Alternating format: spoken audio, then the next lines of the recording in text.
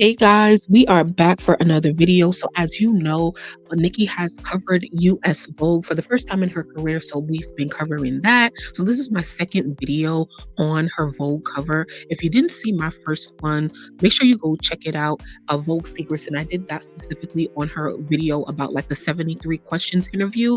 But this video, I want to focus specifically on the article that was written on Vogue's website about Nicki for this issue. Okay, so I want to get into, as always, right? As I said in the previous video, I want to talk about things regarding Nicki that we don't know. I want to find things in her interviews that we are learning for the first time and not just report on what everyone else is reporting on. So if that sounds good to you, please like the video, subscribe to the channel, and please, just watch to the end or listen to the end so we can really have a good conversation. So let's start off with something light.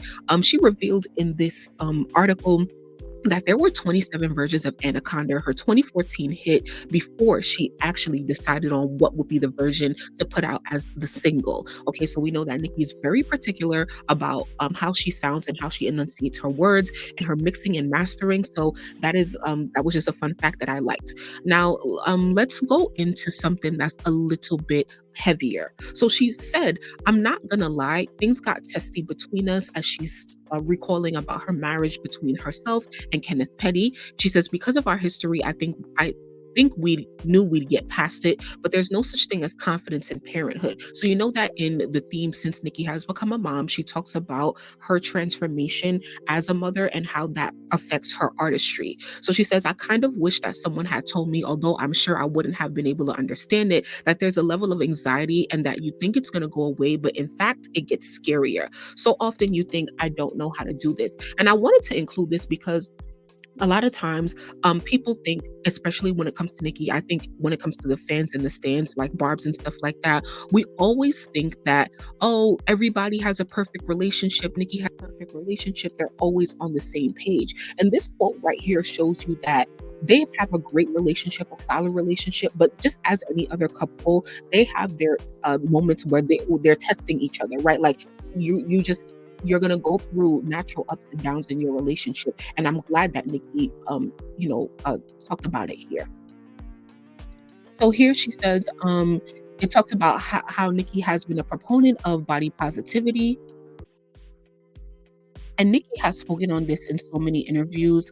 And so we know that like Nicki didn't really like the way she looked when she was younger, and of course has gotten plastic and cosmetic procedures in order to enhance the way she looks. And so she says that, "I just looked at a video that I posted on Instagram when I was 25, and I would pay to look like that now." She says, "But today I can say I'm at peace with who I am and how I look. I have to say this as a Black woman though. I've made certain choices for my son not to give him sweets and candy and juices because of illnesses like diabetes that run in our community. I'm not in favor of body positivity if it means unhealthy bodies, period." She says, "I recently had to get a breast reduction and actually I love it. I used to want a bigger butt and now I look back and realize how silly that was." So me personally, I'm glad that Nicki is speaking up on this. I think that there's a lot more things that Nicki can talk about in terms of like her body and what she did to it and why. But I appreciate how she's opened up with it and she gives us a little bit more every time because it is not perfect. And especially as a celebrity, there's certain celebrities who are very transparent about the work that they got done and some who are not so much. And I like to think that Nicki is somewhere in the middle because of course there's so much other tea that she can tell us about that. Okay. So here Nicki talks about, she says, the article says she'd like to bring more attention to mental illness and especially drug addiction. It's gotten so easy to be alone physically, where young people spend 12 to 16 hours a day in their rooms on their phones, looking at false realities and comparing themselves. I've seen artists gone way too soon, and I wonder, like, if that could have been avoided if they were given the opportunity to talk to someone. And up here, she says, she's lately been wondering how to use social media to connect with other moms. And that's something I definitely see as a change in Nicki's public persona and social strategy. Like she talks so much about motherhood, not only in her interviews, but in her live shows, in her Queen radio shows on AMP, or when she's just casually tweeting with her fans. She's always saying something about motherhood or asking if people can relate because it is another way for her already for fans who are our mothers to relate to her as well and feel close to her. And it's also a way for mothers who may not be fans of Nicki to understand her more as a human, as a mother, as a woman, and see her as a human, which is lost these days when it comes to artists.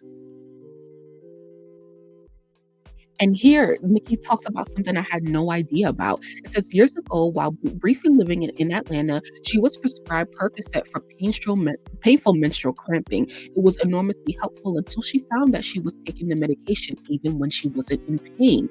So she says, no one ever told me that this was a narcotic and that it was addictive. Luckily, I was able to ground myself. But once an addict, always an addict. I feel like if you've ever experienced addiction to anything, which I have, you always have to think twice and three times about the choices you make. She believes that the risk of substance abuse is especially high amongst those who live under a microscope. And so she talks about that in relation to Michael Jackson and Whitney Houston. And me personally, I never knew that Nicki had this much pain when it came to her menstrual cycle that she had to get on Percocet. I'm someone who suffers from a lot of pain as well, but I've never been subscribed to anything that's crazier than 800 milligrams of ibuprofen. So it's very, very interesting. And it's very interesting that Nicki also considers herself an addict. It makes sense, but it's just so interesting. These are things that I never thought that Nicki would say out loud or that she had even experienced. And now she has had like more empathy towards her father for his struggles while he was alive.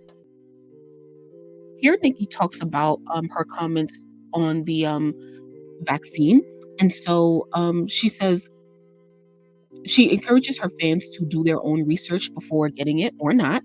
And it says, I'm one of those people who doesn't go with the crowd. I like to make my own assessment of everything without help from everyone. While she has spoken out against police abuses of power and in favor of universal health care, she has been reluctant to align herself with a political party. Every time I talk about politics, people get mad. I'm sorry, but I'm not going to be told who I should get on social media and campaign for. There's a lot we don't know about the government.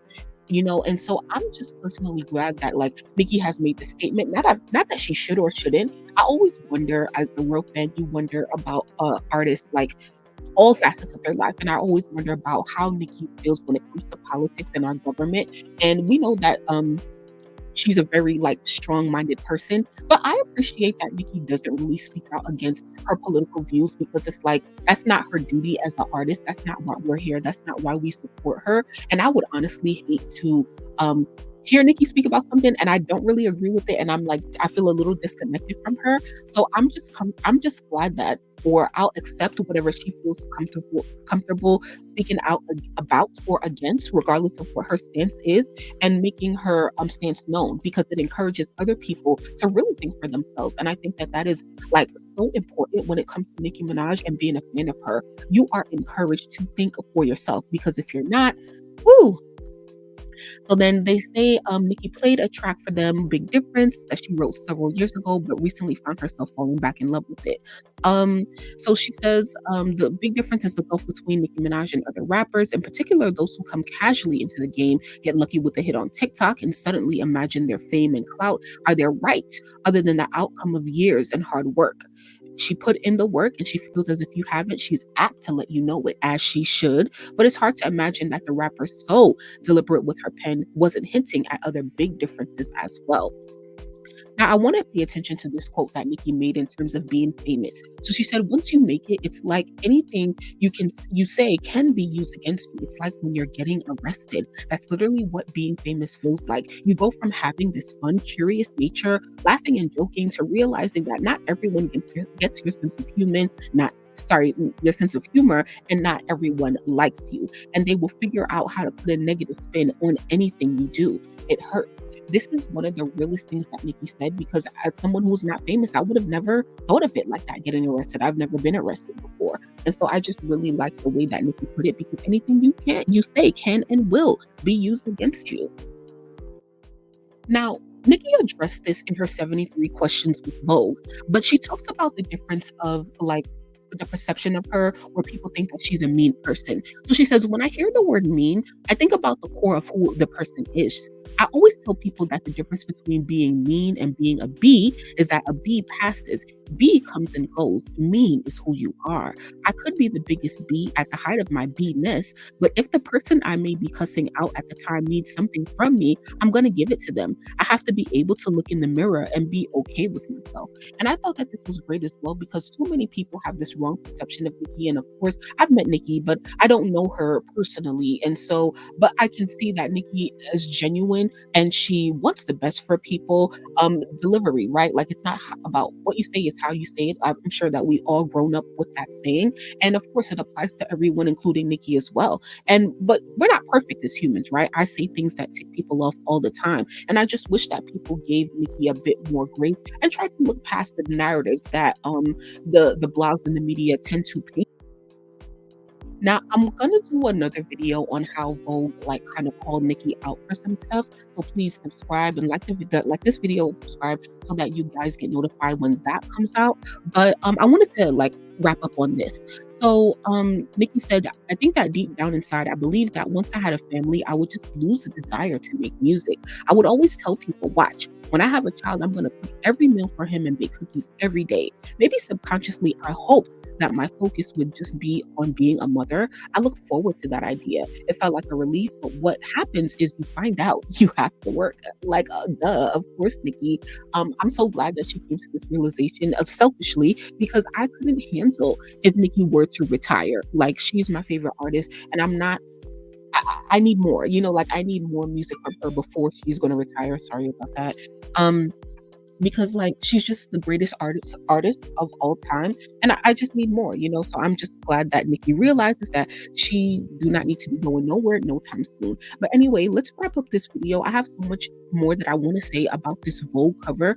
So this was just on the interview itself. Okay, so if you made it to this point of the video, please like put in the comments interview so I know that you guys were here for this interview. I'm also going to do another video on Nicki's podcast interview for Vogue, where she talked about all these things and more and being on the cover of Vogue. So make sure to like this video and please subscribe, turn on the notification bell so you guys get notified when all these videos drops. We have so much more to talk about this Vogue cover. Thank you guys so much for listening.